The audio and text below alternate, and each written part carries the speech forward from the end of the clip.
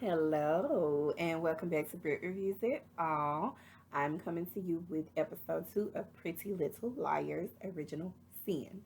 Um, y'all, like I said, this version of Pretty Little Liars, in my opinion, is way darker than the original.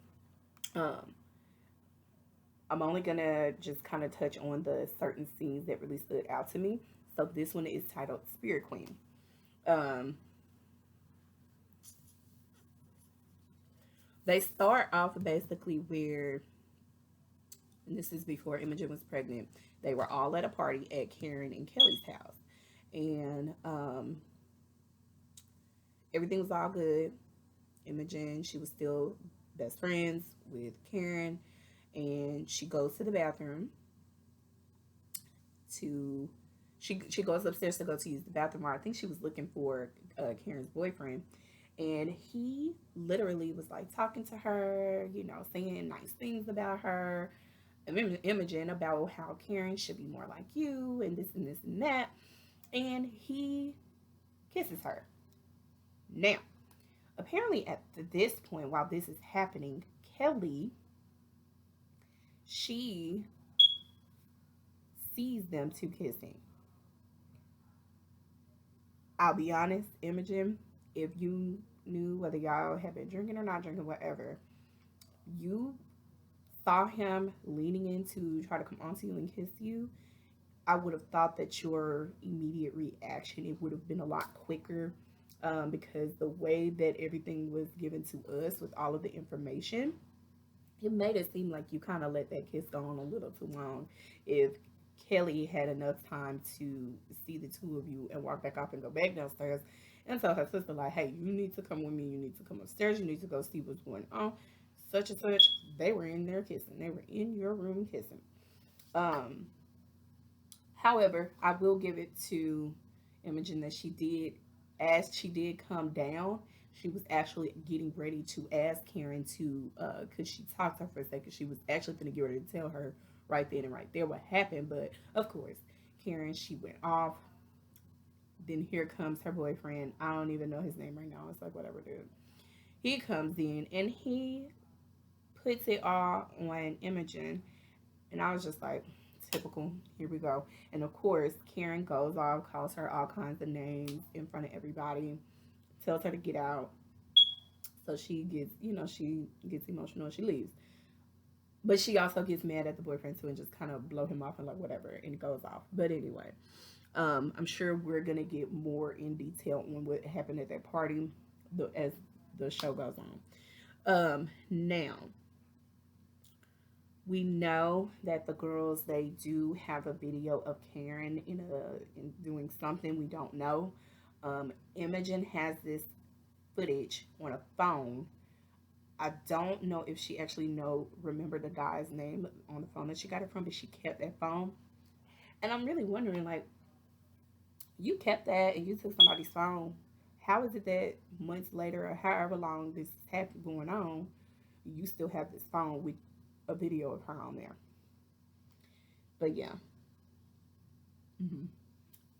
Now, all of the girls, the part that I liked, all of the girls, they went to Imogen's own home. Um, Now, Imogen was there because she was looking for something. Now the girls, they were all creeped out because they really could have sworn that they heard somebody upstairs. I feel like somebody was upstairs with them. Somebody was in that house with them outside of Imogen, roaming around. Somebody was in there. All right. You see me looking down. I'm watching my daughter on the camera. Make sure she ain't up all over the place. One second, y'all. She's a wild sleeper. She good. All right. But yeah, so that's that. Now, I asked before because we know that Farron, her mom, is in Pittsburgh, right? But apparently she does come home at some point now. But I've always wondered, I'm like, okay, well, if your mother is gone for a good bit of time, who's at home with you? But it's her dad, so her dad is in the picture. I don't know. Something was just off about that. I don't know. Anyway, as the show is going on, all of the girls, they get videos sent to their phones, and it's showing them how the A is how A is doing every single thing that they got in trouble for. It they recorded it. They recorded them doing it. Um,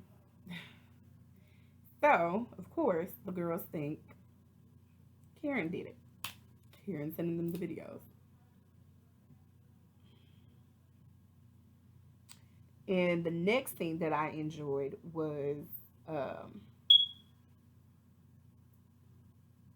Chip, because we know that Wes likes Tabby.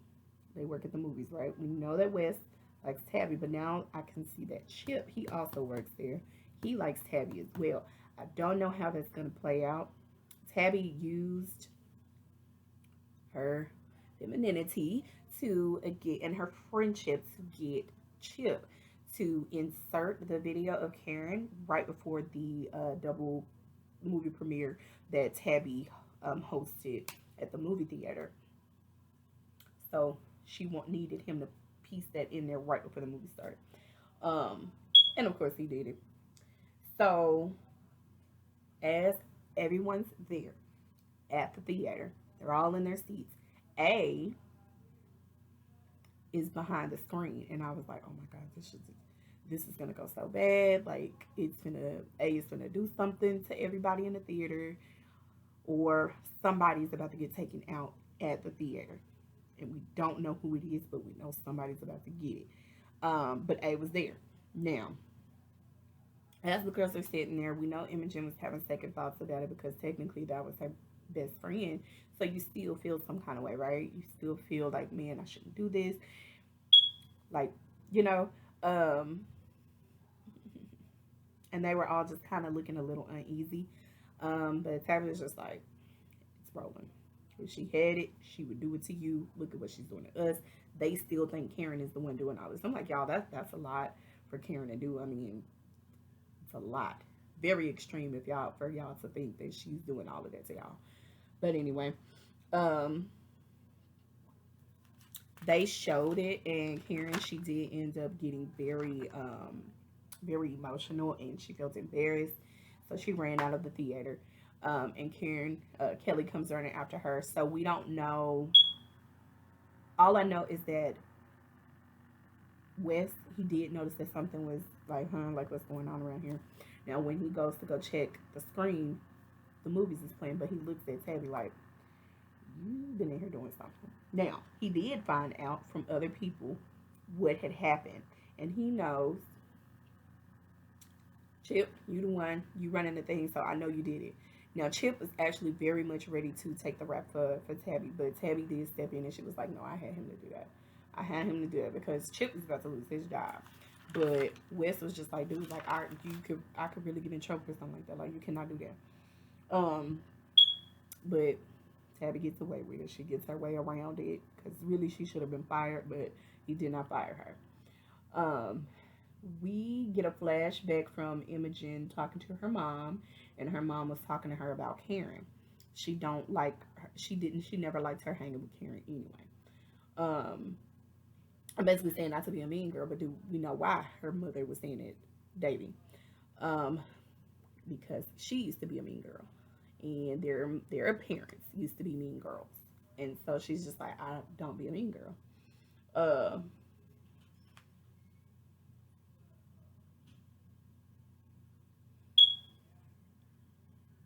Now I know that at some point Imogen reached out because she was feeling bad. Like she said, she remembered her mom saying, "Don't be a mean girl." So that's like, it was a lot for her to take to not to do that, right? It's not in her character. She goes and they meet up at a graveyard. Like that was very weird. But she meets up there. They talk. They still get nowhere. She tries to say something to her about Imogen tries to say something to her about what she's been doing, the stuff that they think she's doing. And Karen was looking at her like, huh? What are you talking about? I mean, but even then, she didn't even get to finish saying anything for them to come to an understanding. Like, no, it was not Karen this whole time. Karen wasn't the one doing that. The whole time that those two were out there, A was there as well. Now I really thought that something was going to happen to Karen right then and there because Imogen actually left her in the graveyard. But as we know, no, nothing happened to Karen at that time. Okay. Um, they move on, and Karen, she with her crazy self plotting, it's like wow. She basically put on this whole thing withdrew herself from the race of being Spirit Queen. Um, I had a feeling that that wasn't Karen, and I was right. Kelly actually pretended to be Karen at school, did everything for her. I knew and I felt it that those twins were doing little switcheroos because I'm like something is. I mean, y'all do a lot, and they were. So she did all of that for her, right? Now, they are really doing they plotting on something for her, and like I said, that this show kind of gives me a feel of Carrie, right? So guess who they're gonna try to do a Carrie on? Can you guess? By her withdrawing from the race, that basically, I mean, just by default, that made Imogen the Spirit Queen. So we know, like I said, that was why she did it. It was a reason.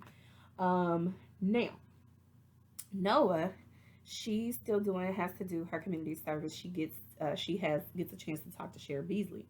And because he know that she know look what he be doing little extracurricular activities, she was able to use that to her advantage.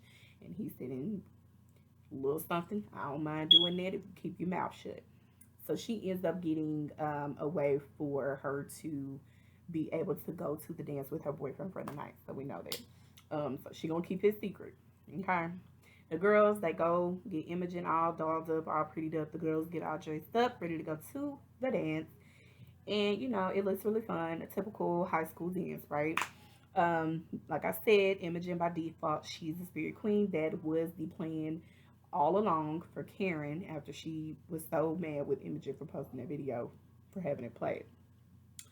So she's up there, she's getting everything together. Imogen's getting her crown and whatnot. And then the girls, they notice that A is up there with Karen, right? Um, as she thinks she's gonna get ready to do something, um, Karen basically gets thrown off the balcony. Yeah, and right in front of everybody. Everybody's taking off running. The kids are all over the place. Imogen and the girls, they're getting text messages, and I'm like, how are they getting a text from A when A is standing right there and doesn't have a phone in hand? So I'm confused. Somebody is doing something. Somebody got some help, and somebody is the henchman. And then there's another A somewhere else doing all the technology stuff. Um, but the girls get a text. That dude, he was just running and he wasn't even paying attention. He ran right into A like for real.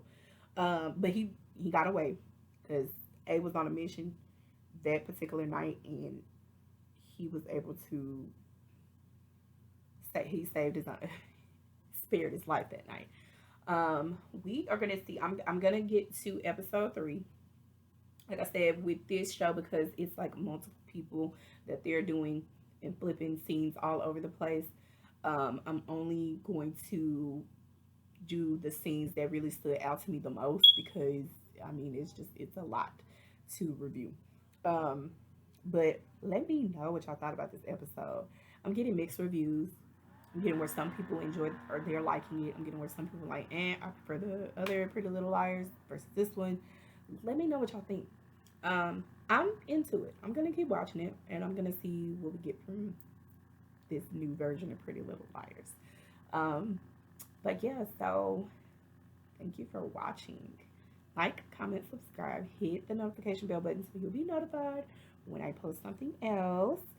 And if you have any suggestions for any TV shows, whether it's reality or scripted or a movie, whatever, let me know and I'll take a look. Thank you. Bye, y'all.